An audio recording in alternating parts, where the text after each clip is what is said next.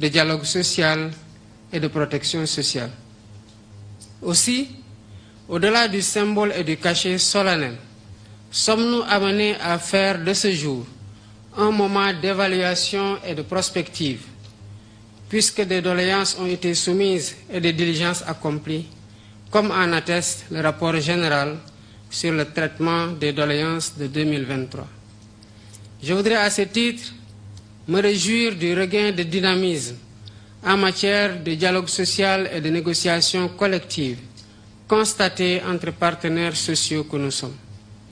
Il a suscité chez les employeurs l'écoute et l'ouverture qui ont donné lieu à l'examen d'une plateforme revendicative minimale de la coalition des centrales syndicales du Sénégal sous l'égide du ministère en charge du travail.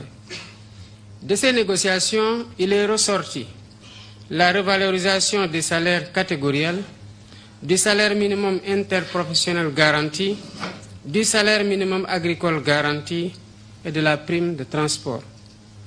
Je mesure à sa juste valeur la mise en œuvre du plan national de renforcement du dialogue social, notamment dans son volet formation des acteurs sociaux dans les différentes branches d'activité.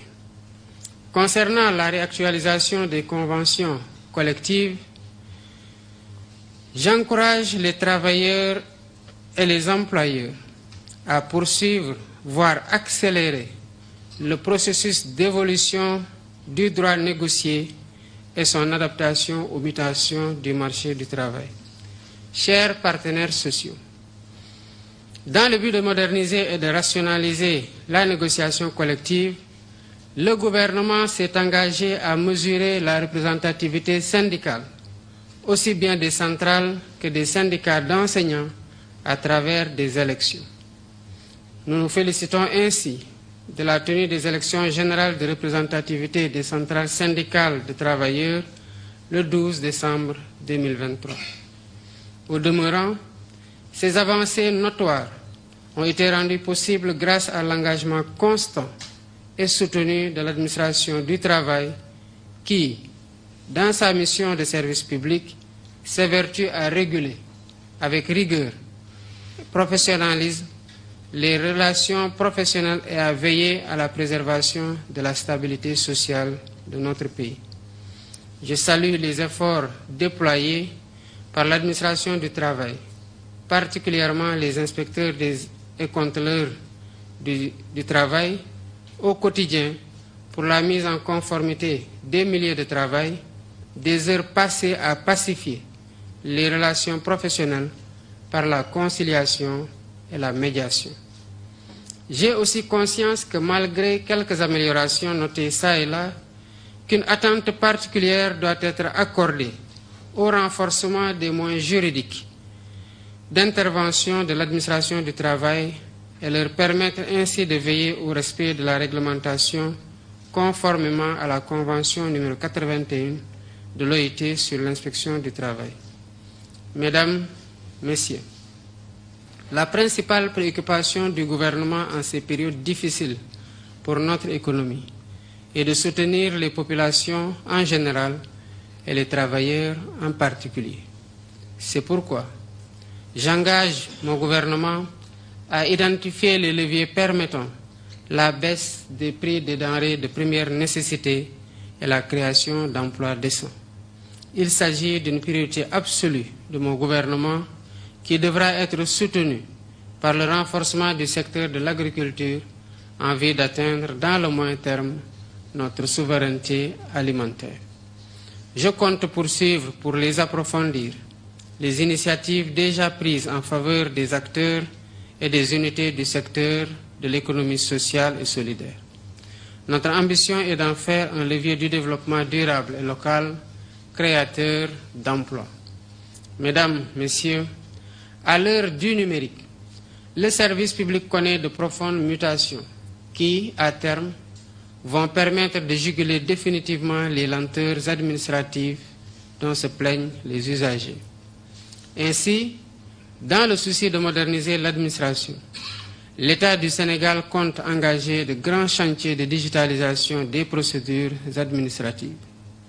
À ce propos, j'exhorte le ministre chargé du Travail à étendre d'une part l'initiative de dépôt et de traitement en ligne du contrat du travail déjà en cours à l'inspection du travail et de la sécurité sociale de Dakar aux autres inspections sur l'étendue du territoire national et d'autre part aux procédures telles que la délivrance des attestations de régularité et le dépôt des bilans sociaux.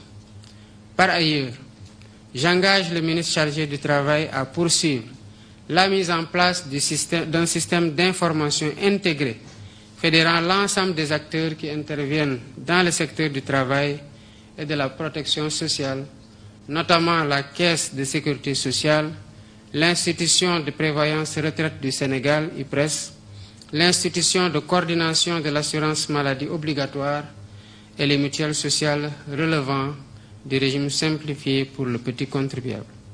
Chers partenaires sociaux, nous considérons que l'amélioration du cadre juridique du travail et de la sécurité sociale est une préoccupation juste et légitime partagée par les employeurs, les travailleurs et au-delà, les investisseurs. Il convient donc de reconnaître que la législation du travail et de la sécurité sociale doit s'adapter aux mutations intervenues dans le marché du travail et prendre en charge les défis du travail décent. C'est pourquoi j'ai demandé au Premier ministre d'engager le gouvernement en relation avec les partenaires sociaux à une réforme du Code du travail pour mieux répondre à notre ambition de promouvoir l'emploi, l'investissement et la protection des travailleurs. En outre, ce projet de texte prendra en compte le renforcement des pouvoirs juridiques de l'administration du travail en vue d'améliorer sensiblement l'efficacité de ces interventions dans le cadre de la régulation des relations professionnelles. Mesdames, Messieurs, j'ai pris le soin de parcourir les revendications récurrentes dans le secteur public, en particulier la lancinante question des agents décisionnaires de l'éducation, les préoccupations des agents du secteur dit primaire, de même que la mise en œuvre effective de la fonction publique locale.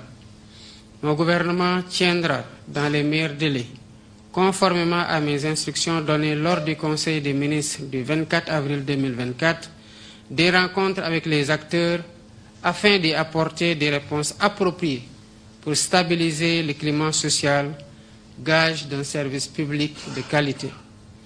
En définitive, je voudrais vous assurer que le gouvernement est sensible à l'appel des organisations syndicales pour l'amélioration des conditions de vie des travailleurs et pour le renforcement de leur protection. Le gouvernement sera à l'avant-garde pour rendre aux travailleurs sénégalais sa dignité.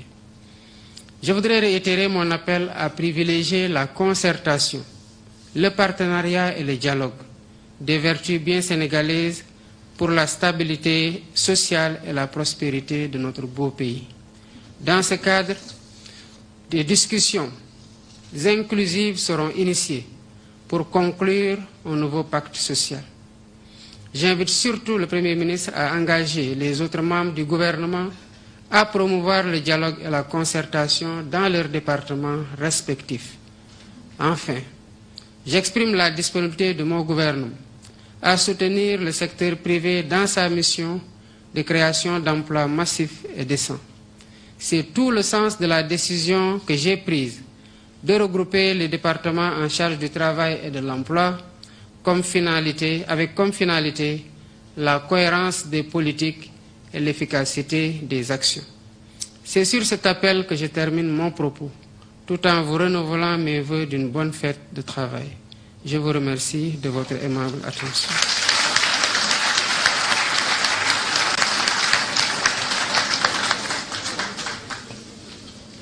Juste quelques kàddu rek ci wolof lu dul yàgg.